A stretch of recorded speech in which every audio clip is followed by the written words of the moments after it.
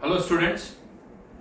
तो last class में हमने रियल गैसेस डिस्कस किया था। रियल गैसेस में हमने क्रिटिकल कांस्टेंट्स का डेरिवेशन किया था और उनका एप्लीकेशन देखा था। तो अब नेक्स्ट टॉपिक स्टार्ट करते हैं, विच इज एटॉमिक स्ट्रक्चर।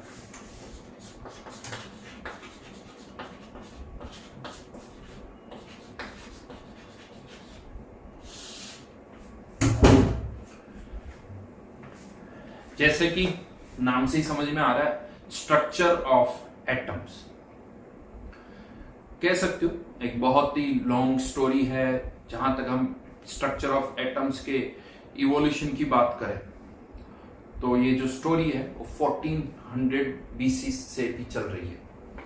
बहुत सारे फिलोसोफर्स ने इवन 400 बीसी इनफैक्ट में ही प्रेडिक्ट कर दिया था कि जो सब्सटेंस है उसको हम कुछ लेवल तक डिवाइड कर सकते हैं और एक स्मॉलेस्ट पार्टिकल जो होगा that will be atom. Greek word है वैसे एटम। एटम का मतलब होता है जो उसको डिवाइड नहीं किया जा सके। हाँ, बट उसके बाद बहुत टाइम तक बहुत ज्यादा कुछ प्रोग्रेस नहीं हुई। Then around in 18th century again कह सकते हो कि कुछ मेजर डेवलपमेंट्स हुए। इवन 18th सेंचुरी में 1808 में डाल्टन्स ने अपनी एटॉमिक थ्योरी दी थी, जिसके बेसिस पर उसने कहा था कि मास कंजर्व रहता है, law of conservation of mass, और इन सबको उसने उससे जस्टिफाई किया था।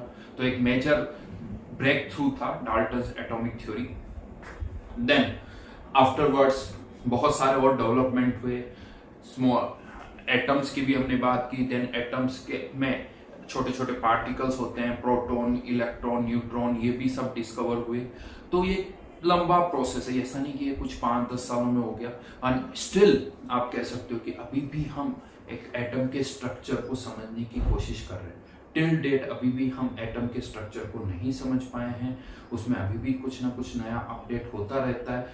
तो वो जो हिस्ट्री है वो हम मेनली इस चैप्टर में डिस्कस करने वाले हैं कि ओवर द इयर्स क्या क्या डेवलपमेंट हुए हैं, उनसे हमें क्या समझ में आया, क्यों हमने पुराने मॉडल्स को रिजेक्ट किया है, क्यों नए मॉडल्स को एक्सेप्ट किया है। ये सब हम इस चैप्टर में डिस्कस करने वाले हैं, राइट।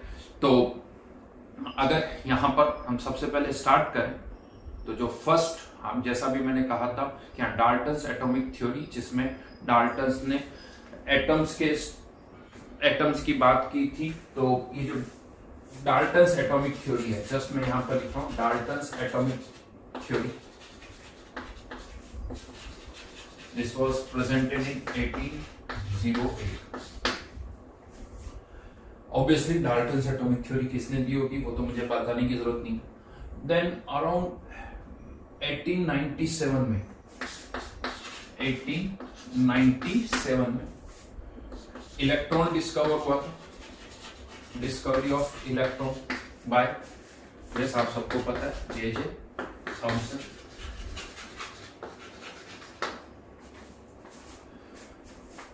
देन कह सकते हो प्रोटॉन जो है वॉज डिस्कवर्ड इन 1920 यहां पर, और डिस्कवर्ड बाय रदरफोर्ड। देखिए, इसमें मैं आपको बता दूं कि इवन उससे बहुत पहले ही इलेक्ट्रॉन, प्रोटॉन और न्यूट्रॉन की हम बातें करने लगे थे, लेकिन जो एक्सपेरिमेंटल प्रूफ मिला प्रोटॉन का वो 1920 में था। उससे पहले भी रदरफोर्ड ने अपने मॉडल्स में इलेक्ट्रॉन, प्रोटॉन और न्यूट्रॉन की बात की थी, बट जो एक्सपेरिमेंटल प्रूफ है वो आया 1920 में। And then what about neutron की अगर हम बात करें तो it was discovered in 1932 by James Chadwick.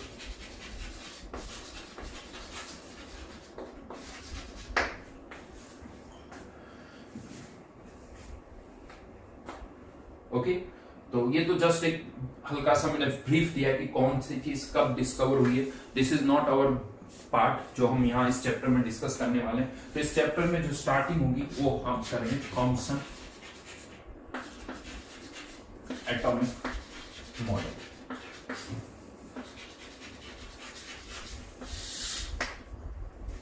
Thompson ने फर्स्ट टाइम एटम के स्ट्रक्चर को एक्सप्लेन किया इन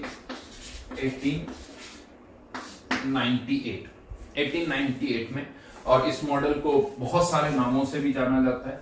इसके नाम पहले अगर मैं लिखूं तो प्लम पुडिंग मॉडल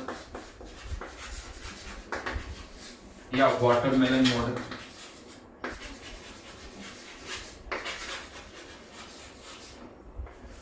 तो पहले तो समझते हैं क्या है थॉमसन एटॉमिक मॉडल। बड़ा ही सिंपल सा कॉन्सेप्ट है। थॉमसन ने क्या कहा कि एक एटम जो होता है वो स्फेरिकल होता है शेप में, और जो पॉजिटिव चार्ज होता है वो पूरे एटम में डिस्ट्रीब्यूटेड होता है। पॉजिटिव चार्ज जो वो पूरे एटम में डिस्ट्रीब्यूटेड रहता है, समथिंग लाइक दिस। और ये जो नेगेटिवली चार्ज पार्टिकल्स है जिन्हें हम कहते हैं इलेक्ट्रॉन्स, ये एम्बेडेड फॉर्म में डिस्ट्रीब्यूटेड रहते हैं, समथिंग लाइक दिस। और जितना पॉजिटिव चार्ज होता है उतना ही नेगेटिव चार्ज होता है, तो whole atom becomes neutral. Yes, Thomson model में न्यूक्लियस की कोई बात नहीं की गई, प्रोटॉन की कोई बात नहीं की गई, सॉरी न्यूट्रॉन की कोई बात नहीं की गई। इसमें केवल इलेक्ट्रॉन और प्रोटॉन के डिस्ट्रीब्यूशन को एक्सप्लेन किया गया। ठीक है, तो 2-3 लाइंस है वो लिख लेते हैं, और इसमें ज्यादा कुछ है नहीं, तो लिखिए। In this model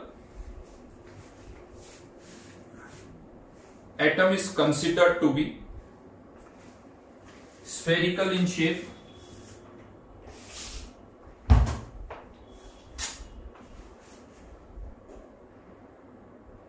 in which positive charge is distributed throughout the sphere,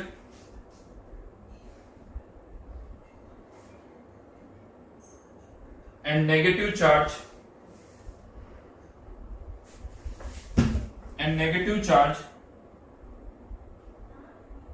is embedded to make the atom